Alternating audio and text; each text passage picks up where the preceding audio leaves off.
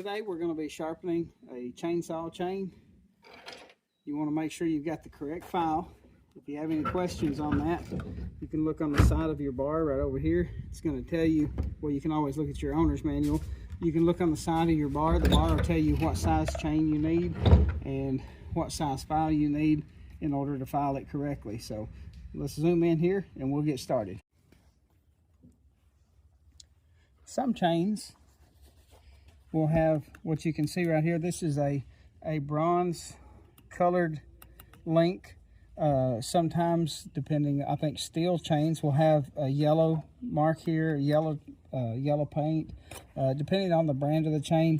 And the reason that I'm mentioning that is you always want to start and end in the same place. That way you don't sharpen one tooth more than the other, when you don't need to. But we're going to start right here. I always like to find that mark. On here, on your chain, there's a little line, and you want to run your file parallel to that line. I always start back here in this position, and you can see that I don't have a handle on this. I do have some files that I keep a handle on. You can see right there's a handle. Those are nice. You don't have to have one. Sometimes I use them, sometimes I don't, but I always use gloves because these teeth are sharp. And you want to lay your file right inside there, and you want to go parallel to the line that's on that tooth. And what you're watching for is you're watching for the gullet right down here. You want to get the gullet, make sure that that's sharp, and then this point right here, you can see the point. A lot of times that point will get rounded off, and then right here on this tip also. That's what you want to be sharp.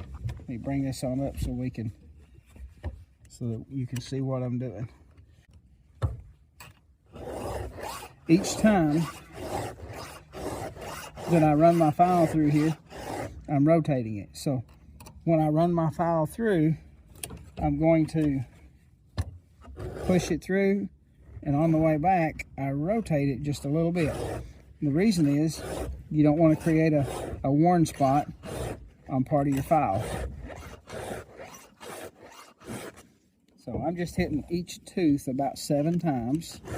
Most important thing is to make sure that each tooth is square and each tooth is sharp. Let me zoom back in just a little bit so you can get the point here, and here is sharp.